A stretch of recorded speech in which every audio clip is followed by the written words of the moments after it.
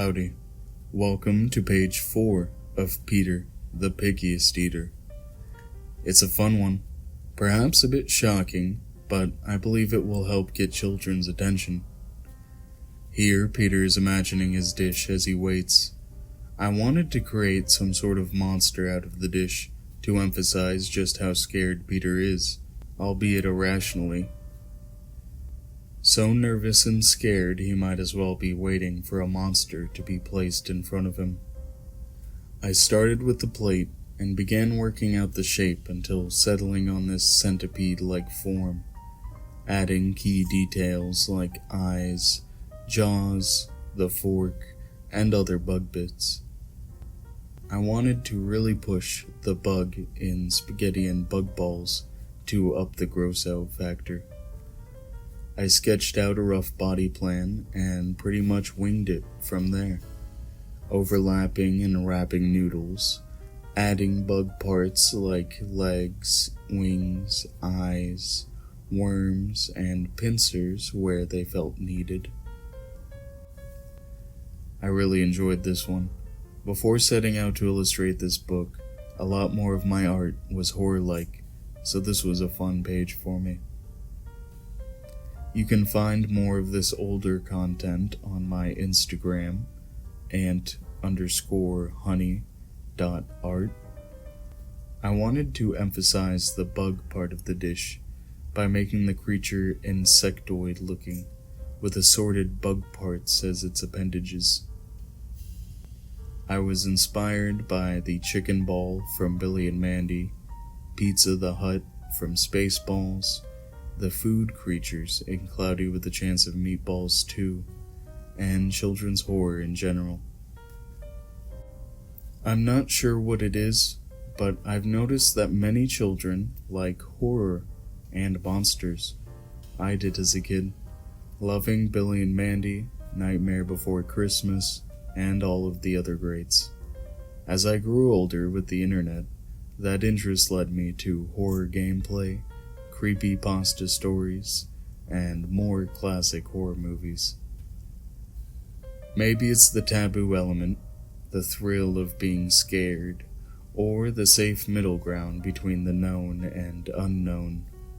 I'm not sure, but my own son has taken this interest as well, becoming obsessed with Doors, a jump scare Roblox game with all sorts of scary monsters. Not my thing these days, but I probably would have been into it at his age. On the topic of horror, these days I love dark art, analog horror here on YouTube, and audiobooks like H.P. Lovecraft and other cosmic horror. Most horror movies these days just don't interest me. Too many jump scares and not enough depth. It's all about ghosts or demons, no monsters, no lore, just spooky invisible old ladies that scare family before getting wished away by the magic churchman. These days it just feels old and overplayed. This monster is sort of Lovecraftian in my opinion, although it is comprehensible and not all-powerful or omnipotent. It is absurdist, insectoid, and tendrily. Just imagine sitting down for a warm plate of spaghetti and meatballs, but it starts slithering and amalgamating itself into this creature before letting out a wet hiss at you. Very creepy. Very Beetlejuice in my opinion. I like it. The coloring was fun, but a bit difficult when it came to adding depth and differentiating the line work, noodles, and bug balls, while making everything look saucy.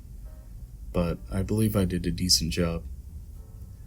I decided to make the bug parts various unnatural colors to help them stand out, and to add more spots of color to an otherwise lump of browns and reds. I also decided to push the contrast a bit in the background, giving a creepy spotlight look instead of the more vibrant greens I use in other pages. I've gotten much better at drawing spaghetti through this, not realizing how many different shots of the same plate of spaghetti there are in just the first few pages. But it's been fun. This page in particular is definitely one of my favorites so far. I doubt it should be too unsettling for children. I feel like it's absurd enough for kids to take an interest in it without having nightmares about getting eaten by monster spaghetti. I hope you enjoyed this video and are excited for page 5 next week. It's more mundane, and honestly I reused a lot of page 2 for it, but we get to see Peter's actual dish, which is much more palatable than this creature. Until next time, I wish the best for you. Take it easy.